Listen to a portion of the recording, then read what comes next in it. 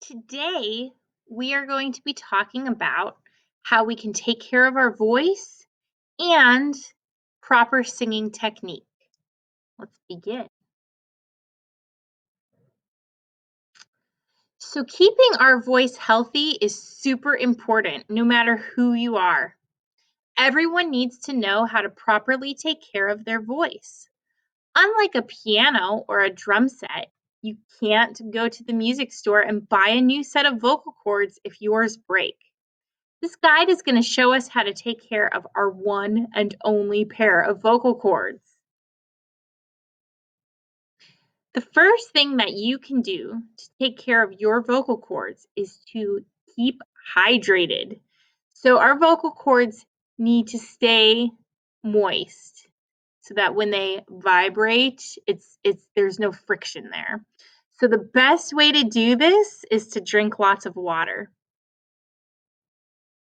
The second thing you can do is to exercise regularly.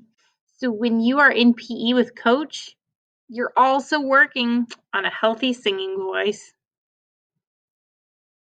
The third thing you can do to help keep your vocal cords healthy would be to get plenty of sleep, as well as set aside moments of rest and relaxation. It's good for your voice. And avoid drastic and quick changes in climates and weather, as these can irritate and dry out your vocal cords. So, if it's cold outside, it's best to bundle up. It's good for your voice. It also helps keep you healthy. The next tip is to avoid caffeine from soda and coffee and teas because they are drying agents. It's good to limit your intake of these beverages. I love my coffee, but I try to limit myself to 1 cup per day because I know that that is what's healthy for my vocal cords. If you're sick, it's super important that you are resting because excessive coughing and certain types of sicknesses, if you leave them untreated, can cause damage to your vocal cords. Yelling and screaming over long periods of time can cause damage to your vocal cords. Avoid this if at all possible. Use a voice amplification device like a microphone if one is available if you are needing to be heard in a large room.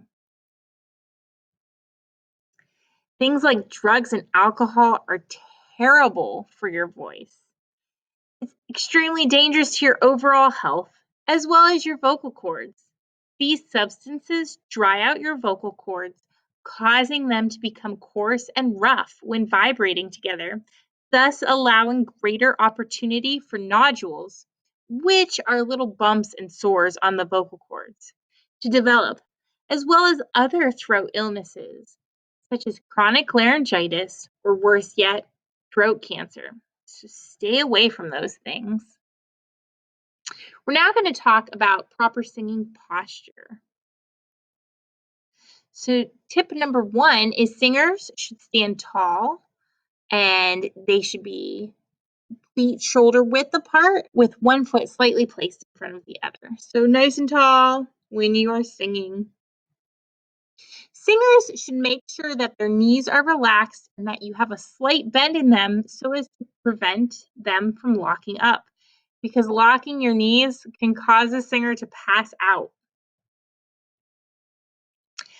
A singer should keep their rib cage lifted and their chest held high.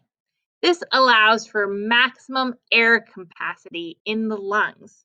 How you hit those high notes.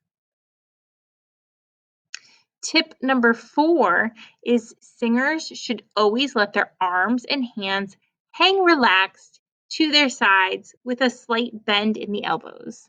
So, slight bend in the knees and a slight bend in the elbows. A singer should never tighten, strain, stick out your jaw, or cause tension in your neck. This can cause stress on the vocal cords, which can create many types of vocal health issues later on. And the last tip is to make sure your head and chin remain parallel to the floor. A singer should also try to maintain a tall shaped mouth rather than a wide shaped mouth. Try imagining that there is an egg standing tall inside the space of your mouth, and you're trying not to break it. That open space in a singer's mouth is what it should look and feel like. So these are health tips for our vocal cords and posture for when we're singing. We will continue talking about these things in future lessons.